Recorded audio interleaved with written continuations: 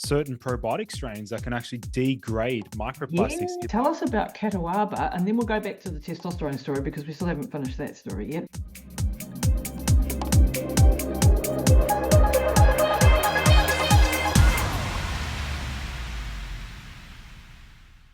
Well, hey team, welcome into Pushing the Limits. Fantastic to have you with me. I've got a superstar, the number one biohacker, the men's health expert from Australia, Lucas Aoun. Welcome to the show. Fantastic to have you, mate. Hey, Lisa. Yes, super stoked to be here. Looking forward to giving a ton of value to your audience. Yeah, you do. Every time you open your mouth, you give people a ton of value. So, yeah, and I love that you're walking under your desk doing your. Yeah. I've got to get one of those. I haven't got that far yet, but you know, It was the best investment at the start of lockdown. Yeah. It was actually my brother's suggestion. He's like, you should get a treadmill desk. Yeah. And try and aim for like 15,000 steps a day. Wow. Yeah, I love it. I mean, I just love how it makes me feel. Good energy in the morning, gets your lymphatics going. I mean, you know, all the benefits about, exercise. Well, when you're stuck on the bloody computer all day, like I've just got to get my head around coordinating, talking and typing and moving. So maybe I'll get myself together and do that at some point. I'm just like, I don't know if I can manage all of that in my brain. Yeah. Well, soon it won't even be me doing the work. It'll be my AI bots that will be doing. Yeah, we wanted to start there actually. Let's start there. Like, we're in an AI revolution. I've been studying AI hard, and so have you, and you realize how powerful it is. And you've been working one-on-one with clients, and you're like me, you're probably getting exhausted and going, oh my God, like how do I have a bigger impact? So you've been working on a way to do that. Tell us a little about it. Spot on, Lisa. I mean, I always knew it'd get to the point where like I would grow so much to the point where I can't fulfill like protocols for clients. And what I figured over the years is that people come to me asking for the same things, right? Mm-hmm. They just want to know which supplements should they take, what brands should they be using, what dosages should they be using, and how should they be stacking them together based upon their blood work. Mm-hmm. And I've been thinking about this over the last 6 months. I'm like, there is definitely a way in which I prescribe, and it's oftentimes very objective and very, scientific in terms of the rationale, the reasonings. Why do I use certain ingredients? And then my brother basically just said to me, is like, you need to like put together your prescription logic. How do you develop your protocols? So we basically reverse engineered my brain. Wow. And we like put it down onto like a big spreadsheet, and there's so many I can't even begin to tell you how long this whole task took. Yeah, like it was huge because my database is massive and my knowledge bank now is huge. Yeah. So we basically put together this curated proprietary system, which basically encapsulates everything that I know, how I prescribe, and making that an affordable like price point for my audience, because awesome. Everyone wants that from me, and I had to charge like thousands of dollars for that, and now we're going to be launching it for like $97, my entire audience. Fantastic. I mean, this is the power of AI, right? And because you don't have to one-on-one. Okay, when you've got a really complicated case, you might want to go to that next level of one-on-one, if you're dealing with some horrific thing. But for a lot of people, this might be enough and a good touch point. So we're going to put that link in the show notes below. Awesome. Work all of that out, and you'll send me all the info on it, and we'll put it in the show notes. Yeah, definitely. Because I think that's one thing that frustrates me is, everything that I do costs, it costs money and it costs time for people. And so you end up working with the wealthy, the super wealthy. And I want to make sure that I can just work with everyday people as well, not just the rich, right? Because why should they have everything? Yeah. But you also need to make a living, so you're in this difficult position, right, of trading hours for dollars, and then trying to come up with a solution that's not so expensive and not so time intensive for you to actually spend. Because you and I know how much time we actually spend on each person is huge, and I'm not charging anywhere near enough for the actual time that I put in. Yeah, right? It's next level, and AI is starting to help out there, but. Well, it's also going to prevent burnout on my end, because it's like now I can actually dedicate more time to things like this, where I can jump on more podcasts and just like be engaged in communities and build out Like I've got many great goals and things that I want to achieve. And if I'm just constantly in the books, like deep in the work of just creating protocols, it makes it hard, Yep. to, yeah. Yeah, I'm burning out. Yeah, like I'm constantly like my husband's just always saying to me, pull back on the consulting, and I'm like, yeah, but I can't leave people hanging, like Yeah. I want to help, I want to be there for them, and so I keep, yeah, okay, I'll take you on, and I'll take you on, and I end up, burning myself out completely, and so it's a real thing. But yeah, so I'm really excited for that, and I'll start exploring myself. I don't know if I'm that far advanced yet. I'll get my shit together. I'm still doing other things. There's so much to learn in this business, and you and I have been in the YouTube influencers. Well, and I hate that word, but you know what I mean. World for a while, and it takes a hell of a lot of work behind the scenes to make everything work. But let's get into the dropping the Mm. knowledge bombs here, because you Yeah. are an expert on men's health specifically, and I've not done a heck of a lot on men's health. I've done some, but not, I've done a lot of women's hormonal, episodes and stuff. So I did Yeah. want to focus on that a little bit today with you. Look, Yep. we are in an epidemic of men having low testosterone, even young men. Yep. And why is that, Lucas? What's going on? Why are we Yeah. I mean, if you look at the literature, a lot of it points towards obesity. They keep on pointing the finger at like excess body fat accumulating. And yes, I do agree with that. But then we have to ask ourselves the question, like, why are people stacking on the pounds? Why are they building? Why are they gaining excess body weight? It comes down to, I mean, it's a lifestyle. Like it's the lifestyle that people are living. Minimal activity, minimal exercise, sedentary behaviors, um, choosing the wrong foods. I mean, how people think when it comes to most people when they think about nutrition, they're thinking about what can they just eat to get a hit or a sweet fix or like Yeah, they're not your thinking about cravings their and yeah, cravings. And that's impacting, yeah, not only like body composition, but then it's having a downstream negative effect on testosterone. And even like as simple as like the where they're where they're storing their food and consuming foods out of plastic, drinking out of plastic bottles, like this is saturating our bodies with xenoestrogens and they make men basically more feminine, yeah.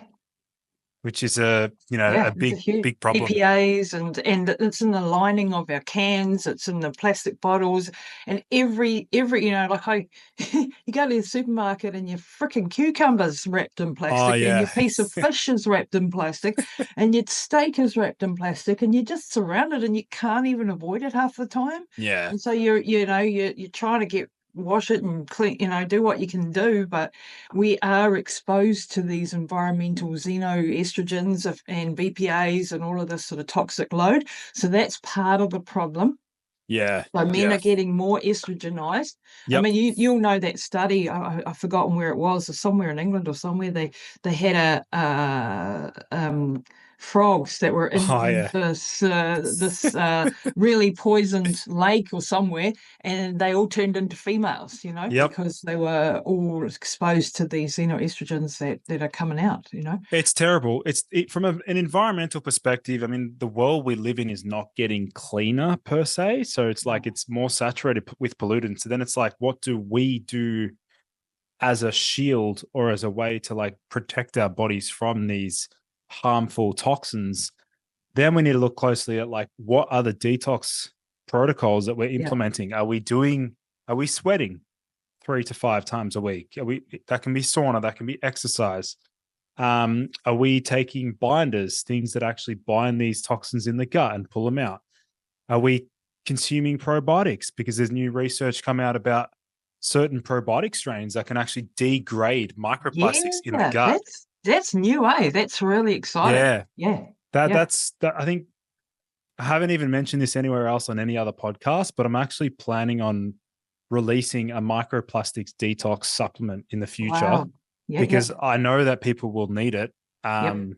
And it's inevitable. Like we all have it inside of us. But from a consumer's perspective now, like those listening in, if people want to actively encourage the detoxification of microplastics from their bodies, you're looking at compounds like certain lactobacillus strains can do that. Mm-hmm. We're looking at calcium deglucarate. That's a Yep. really great Love one. You've that. probably prescribed Yep. and recommended. Yep. Activated charcoal for within the gut. Um, Anything that can upregulate glutathione production. Yep. So Sulforaphane and things like that, or all of those. Yep. Yep. And then, yeah, and then possibly like modified citrus pectin, Yes. MCP. I use that a lot with my cancer patient. Yeah, yeah. So that's obviously great for heavy metal detox as well. So there's quite a range of great interventions. Mm. I think one thing's quite apparent that from a food nutrition perspective, uh, the polyphenols, the foods that are rich in, and they're not meats. It's not meat, right? It's actually the fruits and the vegetables. I know people are going to say that it's got anti-nutrients and all that sort of stuff, but I do think that a lot of these plant chemicals, such as resveratrol, pterostilbene, apigenin, Yep. amintoflavone, there's literally thousands Mm. that have benefits for the liver, that help the liver to detoxify these pollutants. And I think if we just stick to a meat only diet, which is what I think that some people are doing, I No, think not good for your not good, microbiome. Not what not I've good. seen. Like, yeah, the carnivore diet. I think all of these diets. Number one, there's no one diet that fits everybody. We're Yeah, genetically all very, very different, and we have different problems that we're dealing with as yeah, well. And we're at different stages in our life. So, from the get go, there's no one thing that's right for everyone. And when you do strictly carnivore and you do no vegetables and no fruits, you're not feeding the trillions of bacteria. I think it's yeah, oversimplified. I think you'll get a benefit if you did it for, say, like 12 weeks. But yeah, after that, your microbiome is probably going to be skewed in a certain direction, right? And then not be feeding, every type of vegetable, every polyphenol that we have is going to be feeding a different set of bacteria in our gut. And, so I had Dr. Ross Pelton on my show, who's an expert on microbiome, and he said, 6 to 9 cups of vegetables and fruits a day, but mostly vegetables, just because of the mhm, sugar content of a lot of the fruits, would be good, and all the rainbow, and a bit of this and a bit of that. So we don't have any near enough variety either. Like we yeah, have the supermarket with the 10 type of vegetables and we eat the same thing every day. So I like to have a little bit of herbs in my garden. Now I can go and grab a bit of parsley, which has got apigenin, and a bit of, kawa that I use, which is the Maori plants, and a bit of this and a bit of that. And it feeds my, microbiome, hopefully a whole different range of things all the time. yeah. And the thing about that as well is if we're looking at building a diet that provides us with the most amount of like vitality and energy, if we look at how energy is created in the body, yes, nutrient absorption and bioavailability is important. Yes, I agree with that. But we need to also think about what can we actively consume that can upregulate mitochondrial function in the body. And, a lot of these polyphenols can actually do that. Mhm. They can actually increase PGC1 alpha. They can increase like PPAR alpha expression. There's different pathways that are upregulated following exercise, Mhm. and sauna usage. And it's like, okay, if we extract some of the chemicals found within like blueberries, let's say pterostilbene, because Yeah. I do like that one. Yeah. Um, we can see that it's basically an exercise mimetic because it's Mm. sharing the same transcriptional gene, downstream Love it. pathways that are activated. Love So it. Yep. yeah, I think there's a lot to be said about. I think what you said before around there's no one size fits all when it comes to diet. It's just spot on. Like it's just that's how it is. That's how it Mhm. is. Yes, I never listen to any influencer who's saying my way or the highway. I'm the only one who knows that, you should be strictly carnivore, you should be strictly vegan, you should be strictly anything because it depends on you and depends on your Well, situation. guess who's making? I don't know if you've seen this, Lisa, but guess who's making a bit of a comeback in the diet space on social media? Who's Have you it? heard of the durian rider, No. the raw Mm. vegan, just the vegan? He's like a vegan advocate, Right. where he's just talking about a super high sugar diet, Oh, super high sugar. We're talking like good. 800 to 1,000 grams of sugar a day. Hey. I know. I didn't want to bring it up today because it's a whole different rabbit hole. But like, if we're focusing on the topic of testosterone optimization, if we had to like look at what I've been recommending clients in terms of, okay, they don't want to take testosterone replacement therapy, they don't want to be on TRT, and they want to optimize naturally through diet, lifestyle, supplements, that sort of stuff. From a nutrition perspective, oftentimes I'm actually recommending a pretty balanced diet. So it's like a good amount of healthy fats. So avocados, coconut oil, avocados, nuts, olive oil, butter, ghee, and then meat, red meat, which is high in saturated fat as well. Dairy, good quality milk, cheese, yogurt. And then I'm suggesting from a carbohydrate perspective, I recommend sourdough bread. I do talk about the benefits of eating white rice. I do talk about the benefits of having fruit. Like, these are all, in my opinion, if you know how to like properly hit your calorie intake, portions, portion sizes, and you're like refueling after a very hard workout. Because what guys don't realize is if they're training super hard, and you've probably learned this over the years, if you're training super hard and you're not replenishing properly, your cortisol to sex hormone ratio goes off. So the balance, the body is under too much stress, and then it just down regulates its testosterone production and up regulates cortisol. And what which guys, leads to weight gain around the middle.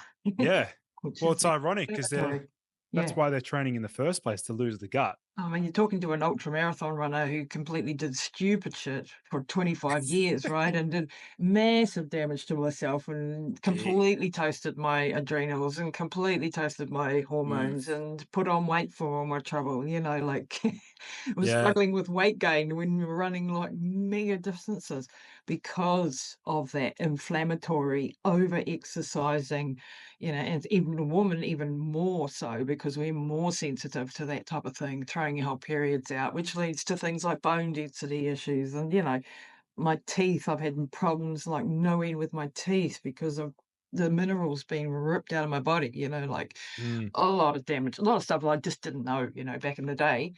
Now doing a lot of repair, trying to do a lot of repair as I get older. But, so I totally tend to agree with you. And, like, understanding your metabolic situation, where you are metabolically, are you healthy? Are you, metabolically flexible and healthy? Then maybe you can get away with a bit of white rice. And sometimes, CGMs, those glucose monitors, I haven't used them yet.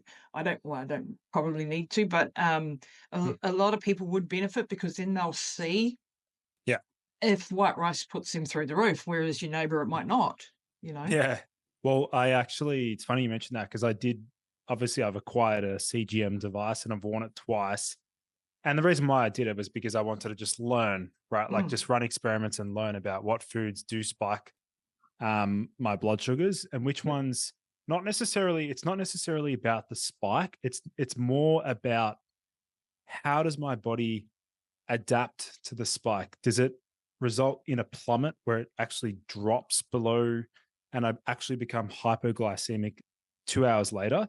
Because that's what I'm more concerned about, because anytime the body drops down to a hypoglycemic state, which is low blood sugar, cortisol and adrenaline pumps out to raise it back up. And that means that every time you do that, you're just taxing your adrenal glands.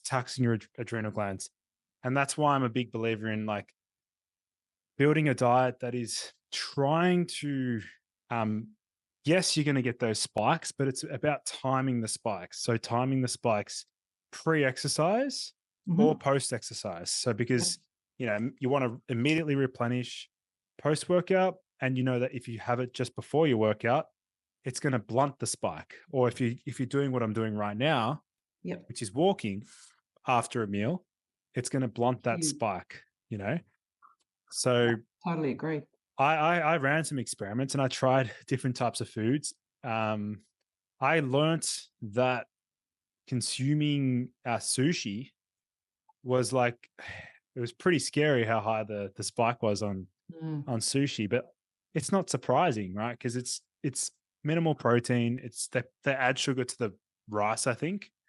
There's not much fiber as well.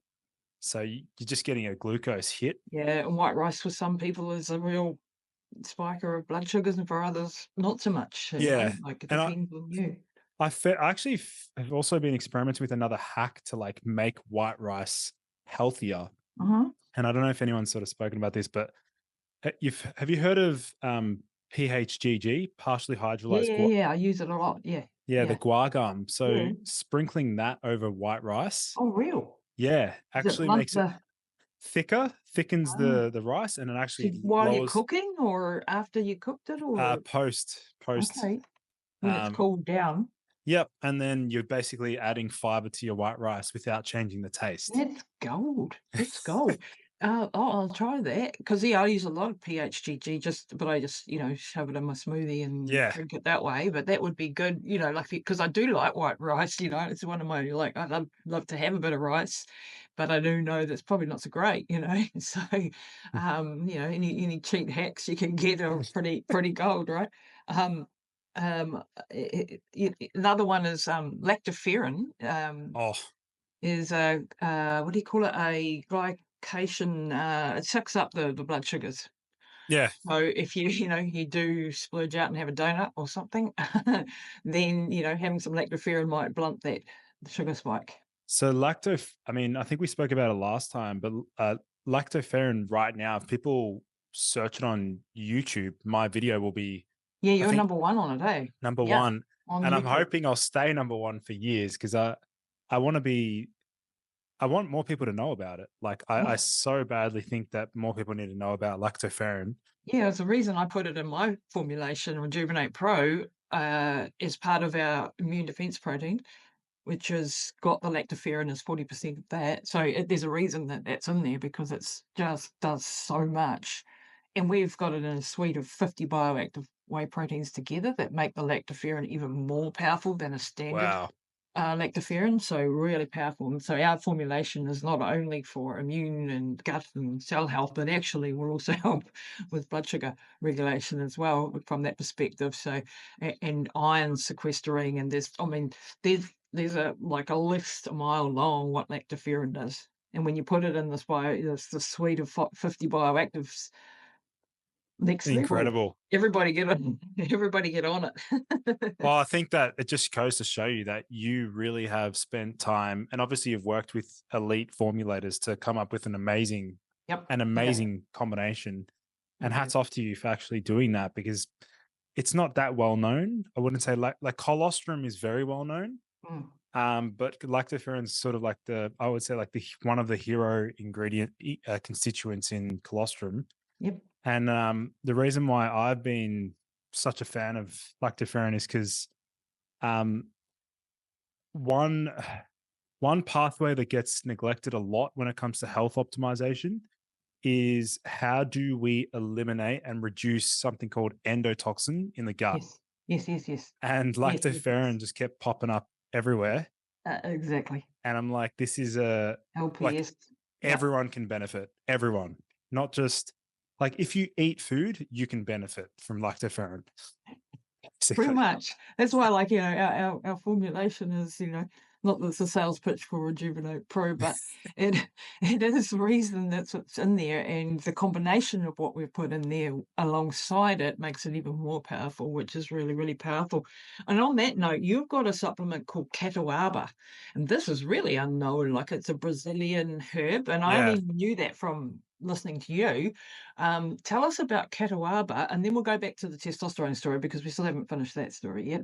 Yeah. So, well, funnily enough, in Brazil, if you ask like traditional shamans and herbalists, what is your most famous aphrodisiac or like energy herb, they often point towards catuaba.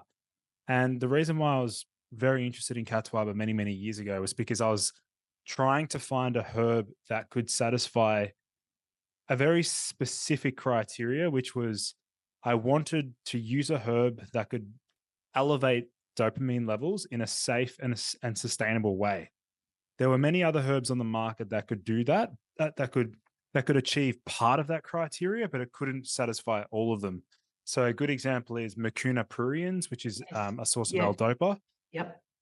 Yes, it's effective at raising dopamine, but for some people, it's just not a sustainable option because it can be really habit forming, slightly addictive, and can lead to withdrawal.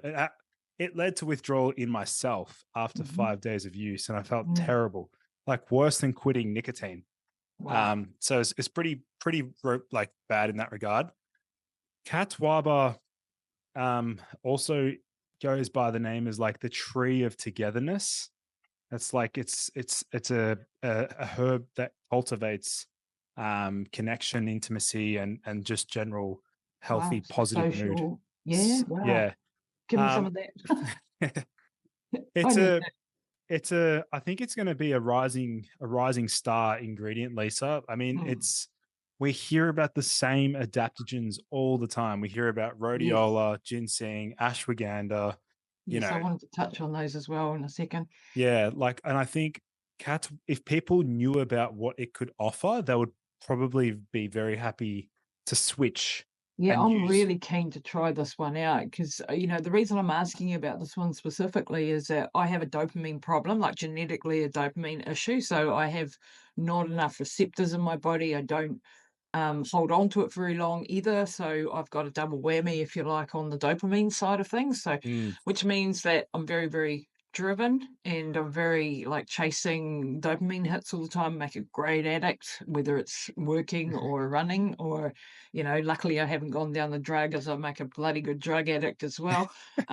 So I'm always looking for how do I balance my dopamine and give me a better mood, be better, nicer person, all of that sort of jazz without I didn't want to go to mucuna pruriens and stuff because of the addictive effects. So I'm really keen to try this out. Yeah. And you've also said on since I listened to you, I've stopped taking ashwagandha because I was taking that at quite high levels. And tell us, it has some benefits for a lot of people. Oh, yeah. So what are the downsides? Yeah, so ashwagandha, I mean, it's one of the herbs that it's I think it's like top 3 selling supplements on Amazon in the US right now. So everyone knows about ashwagandha.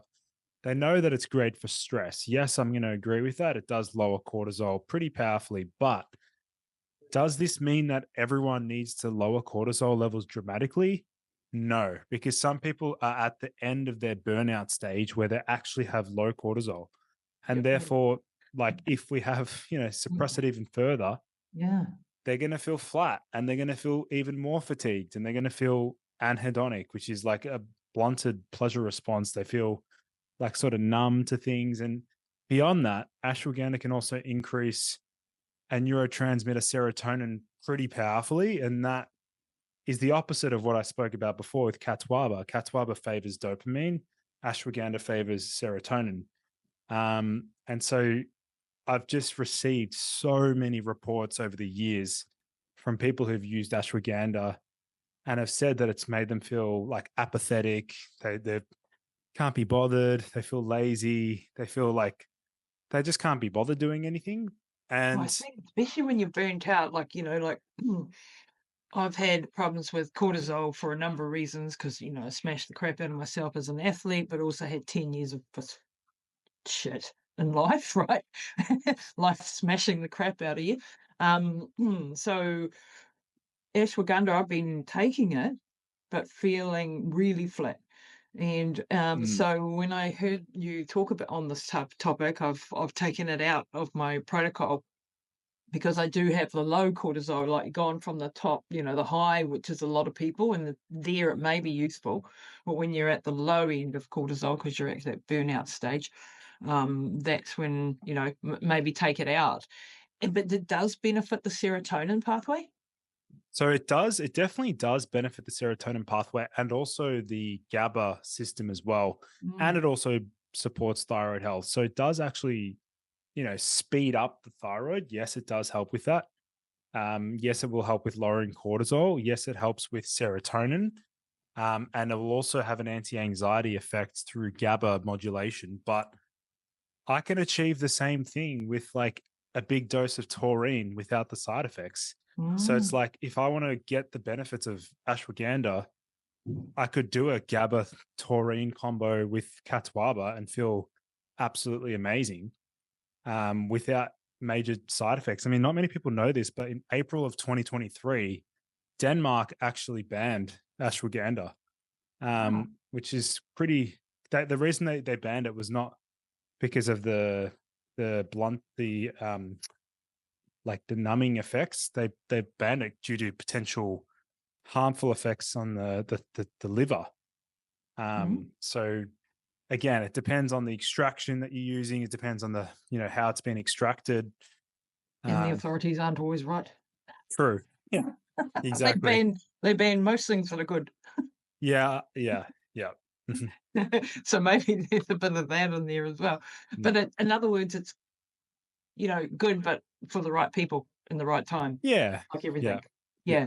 exactly. And another one that you talked about in one of your, I think it was one of your Instagram posts that I went, huh? Turmeric, curcumin. Mm, mm. Of course, I love curcumin.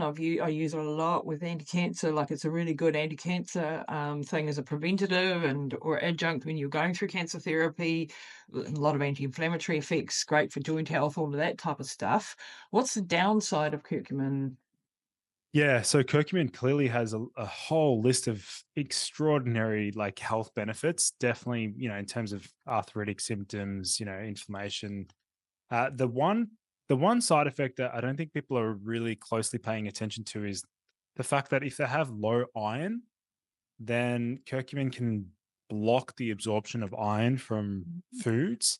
Might be And why it benefits cancer patients because you don't want iron. exactly, Mm, exactly, and mm. that's probably why lactoferrin helps as well. Yeah, Exactly. Yeah, yeah, yeah. Sequesters iron and gets it to the right place where you want it, but not feeding yeah, the viral and bacterial. yep. Stuff. And also, so curcumin, hepatic. So one point I might mention is for those that actually have iron excess, yeah, hemochromatosis.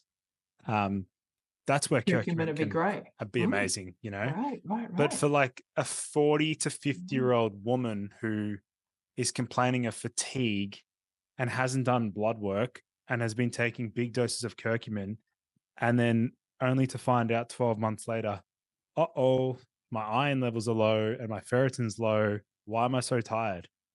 Well, it mm. could have been the curcumin, big dosages. Mm. So get some blood work done before and use it again specifically for certain things to do. And it's Yeah. amazing for anti-cancer potential. Like, it's sort of like Yeah.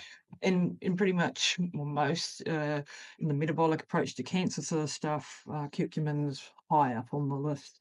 Yeah. So it's certainly got some good things. Did I hear it right? Well, I've forgotten now whether it was ashwagandha or curcumin you were talking about, but one of them lowers DHT as well. Oh, yeah. So curcumin can have that as a side effect. Dr. Andrew Huberman actually pointed this out as well in one of his podcasts. And I was Right. glad that he did that because so DHT is about 3 to 10 times stronger than testosterone in men. Yes. It's And ladies have it too, yeah, DHT. It is the most powerful of the testosterone. correct. Yeah. And put it this way, if we're in an epidemic of low testosterone and you take something that lowers DHT, because what people need to understand is that DHT is the metabolite of testosterone. Some of Okay. testosterone gets converted into DHT Yeah. for a reason. There's a reason why the body does that, because it plays out and carries out important physiological and psychological functions in the body. If we go ahead and we're blocking that conversion process in a young male who might have low testosterone to begin with, then he's left with not enough DHT, and then he's left with all the side effects associated with low DHT, which Yeah. could be just, lack of confidence, anxiety, low libido, erectile issues. This is a problem. So again, specific, like, might be really good. I'm just extrapolating here. This is just me connecting dots for ladies with PCOS whose DHT is too high, for Correct. example, that have, hair growing where it shouldn't be and, things like that from PCOS. might be beneficial for them in that Yep. case if it lowers the DHT. So again, it's a personalised situation. Exactly. It's context dependent, symptom dependent, blood work dependent, age. There's a lot of factors that come into it. Wow, this is a nuance. We're getting right into the nitty gritty, eh? You and I love this sort of stuff. We're nerds. Yeah, I know. Now, going back to the testosterone story, because I'm a big fan of BHRT, like bioidentical hormone replacement therapy for women, like huge fan of that. Yep. I think there's a place also for testosterone replacement therapy when you're at the certain age and when you need it. And things like M-clomifene are no longer, maybe not enough, or you might need more than just the herbs. Say that you're a 60-year-old male and you're really falling off a cliff with your testosterone, then you might need to put that, or you've had a brain injury. A Yep. lot of people, I do a lot of work with people with brain injuries, men who have brain injuries where their hormones are just completely offline, like their pituitary gland has been damaged, they're no longer producing the right hormones, and there you may not get the results you want without going to the big guns. But we don't generally want to put a 30-year-old male who may want to have children later on in life on testosterone. So what are Yep. some of the things that we can do before you reach for the bigger guns that you may want to reserve until you're a bit older? Yeah, great point. And it's actually a really big, strong pain point for a lot of, mid 30-year-old, like 30-year-olds. They want to optimize testosterone, but they don't want to take TRT. So then Yeah, what are they left with? And most doctors won't actually they'll give them very generic advice, yeah, very totally. basic, and it's not going to help. Like, No. or good chances that the guy is already doing a lot of what the doctor recommends, and it doesn't actually help. So strategies for those guys, from a supplement perspective, there are definitely supplements that can help. So I would definitely point out boron, Yep. at around, Lowering SHBG. yep, Yeah. so 10 milligrams. You're really well studied in this area, I could tell. Um, we've got another great herb from Malaysia, called Tonka Ali, which is another Yes. fantastic, testosterone liberating herb, which is a good one. Um, Another one that I've actually really put on the map in terms of like in the Western world, particularly in Australia and America, is a herb called cistanche. Oh, Um, okay. Yeah, I've heard of that, but I haven't used it at all. So tell me about yeah, the stench.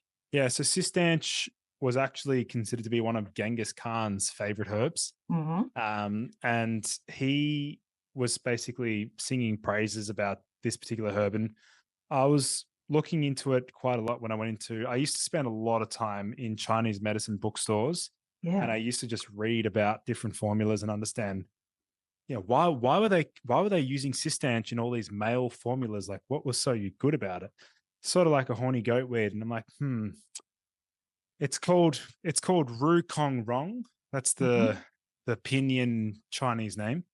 And when I looked into the PubMed studies, because I often try and like combine, ancient wisdom with, Love modern medicine, I it. Yeah, looked yeah. into some PubMed studies and I was like, they keep on talking about cistanche as a fertility enhancing herb, as a good like kidney yang tonic, Mm-hmm. which is, very, that masculine outward, get shit done sort of productive energy. And I was looking into the mechanisms, like what is it actually doing in the body? And it turns out that cistanche can upregulate the enzymes that convert cholesterol into pregnenolone and then eventually testosterone. So Right, it right, helps right. with that pathway, Yeah, yeah, which yeah. is really profound. Pregnenolone is the mother of all the hormones at the top of the tree, so to speak. So it's helping to convert the cholesterol into those beginning hormones that then start the cascade down. Yeah, yep. And Wow. and it Okay. also, in the rat studies, if you see what it does to sperm count, it'll blow your mind. It's Really? like 2.7 fold increase in sperm count, like 2.3 fold increase in sperm motility. Like, it Wow. just makes them very fertile. Wow. And I've prescribed it as part of male fertility protocols, and just worked wonders. Wow, that's amazing because the fertility is dropping off a cliff too for women and men. Yeah. Worldwide, like pretty horrific. We're going to run out of people. Everyone's talking about overpopulation. I'm going, no, no, no, no. We're heading into underpopulation, and we're not going to have enough young ones coming through to support us old ones if it keeps on going like this. So, okay, so starch. You've got tonkata lee. What else have we got that could Yeah. be beneficial? We Zinc, need of course. Yeah, zinc, magnesium. We should Magnesium. give special focus to.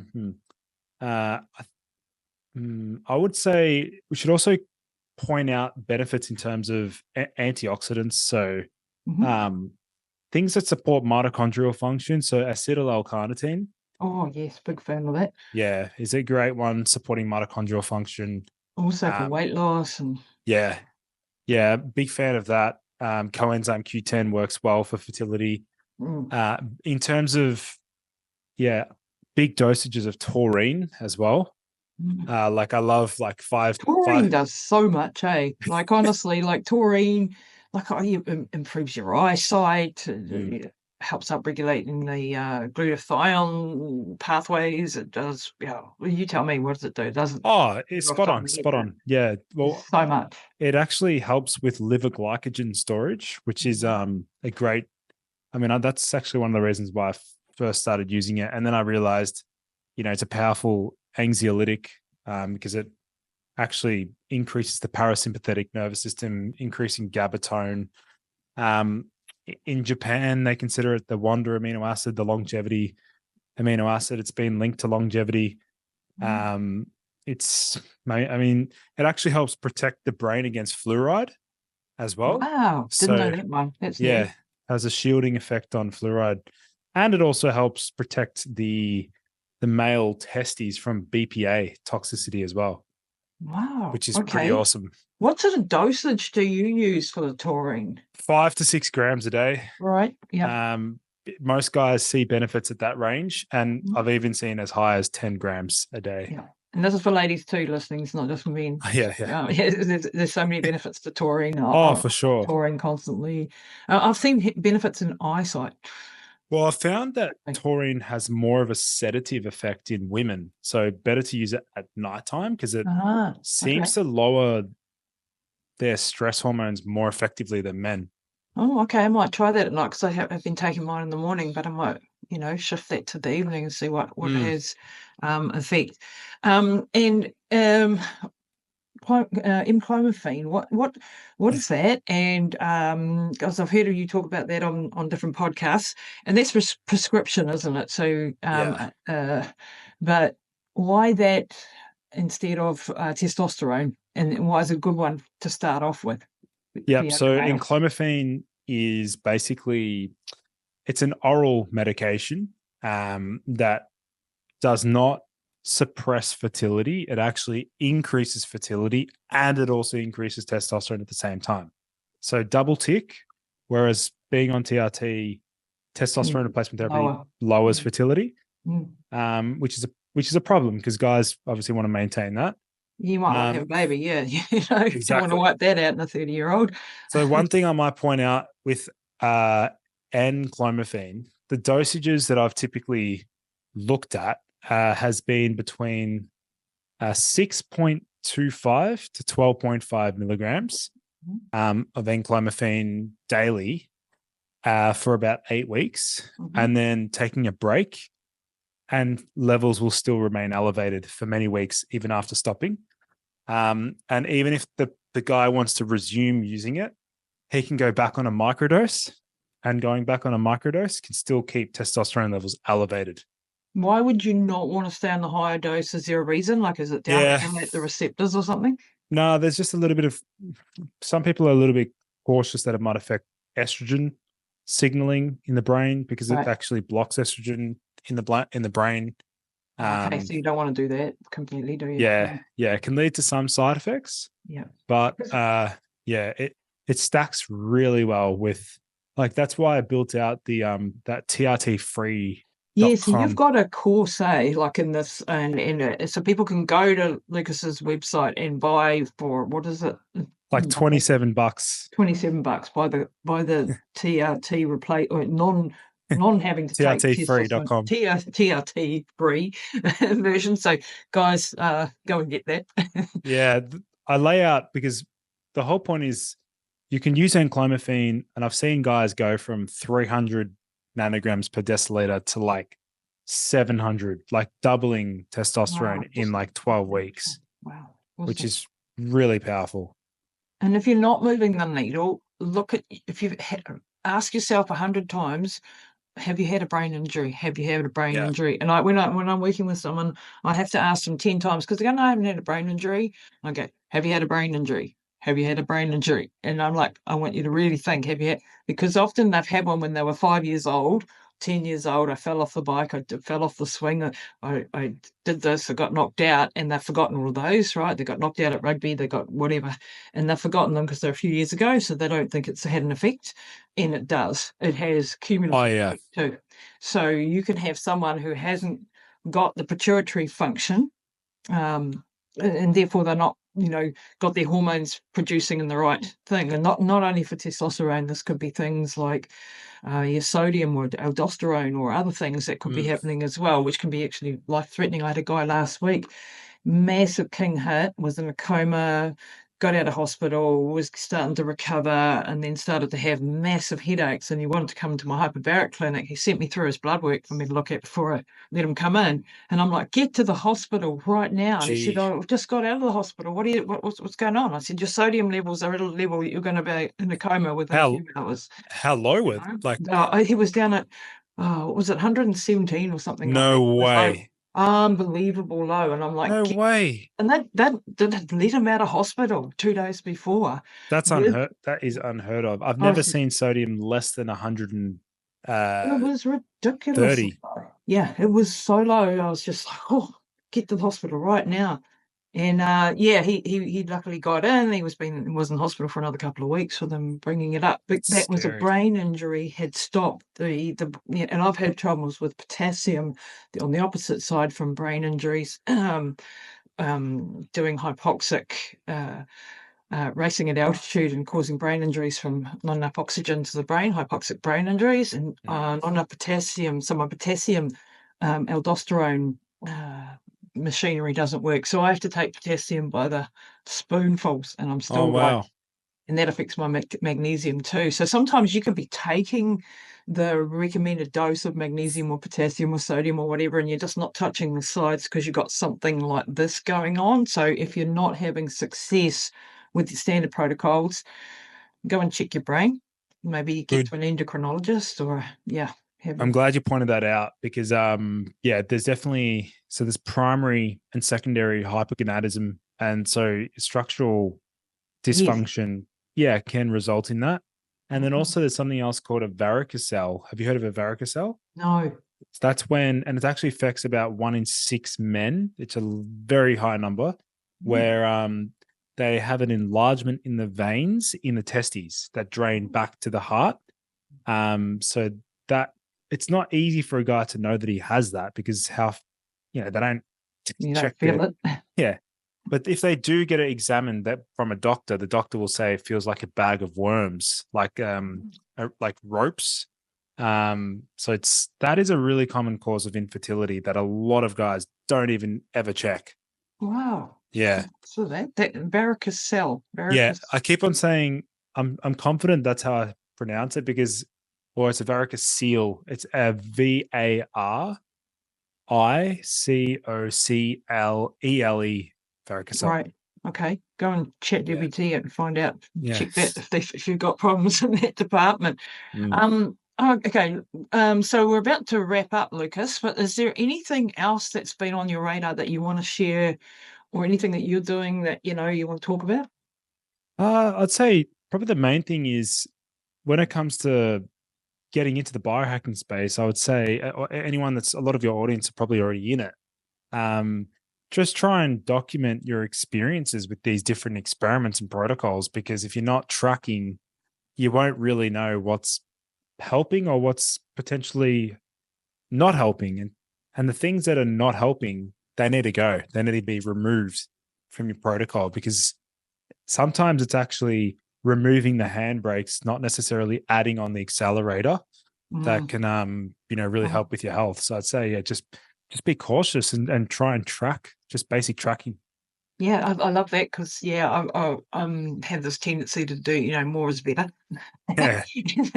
And that's not always the case. So learning to pare back your protocol, because it's easy to keep putting stuff into your protocol, right? And Yeah. then you learn about something else and I want that too, and I want that too, and I want that too.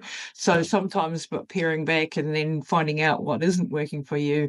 And it's hard because you have like multiple variants going on at the same time, and we're not like a double-blinded placebo-controlled trial here. So we often try things at the same time. So it's hard to know what's working. But Lucas, where can people find you? Because you have a fantastic podcast. You Thank you. have a Yeah. fantastic Instagram that I want to emulate. So Well, thank you. You're doing amazing. You're doing an awesome job. Thanks so much, Lisa. And I'm also looking forward to having yourself feature on my podcast. Yeah, can't wait. That's going to be great fun. So if people want to connect, they can probably the YouTube channel is a great place to go. So Boost Your Biology on YouTube. I've uploaded over 1,000 videos there, just talking about lactoferrin, taurine, BPC 157, peptides, all the things that are hot. We should do another session on peptides because you and I love peptides. Yeah. I'm definitely excited about all of that. And yeah, I guess if people want to check out that the new supplement protocol analysis tool that I've built out, it's going to be a game changer. Wow. Yeah, we'll definitely link that in the show notes. We will link it in the show notes, Lucas, and keep pushing the limits, man. It's like pretty awesome what you're doing. It's very inspiring. It really is quite amazing. And the people's podcasts that you've been on, the guests that you've had on are just next level. I've followed your work for a number of years now. And I happen to have mate, shout out to Rob. Yeah, thanks, Rob. Thanks, Rob, for connecting us. I'm like, oh, hell yeah, can you connect me to Luke? That'd be awesome. So shout out, Rob. Thanks very much for that. It won't be the last time I have you on, Lucas. I think you're probably going to be back on here at some point. From Dubai next time, hopefully.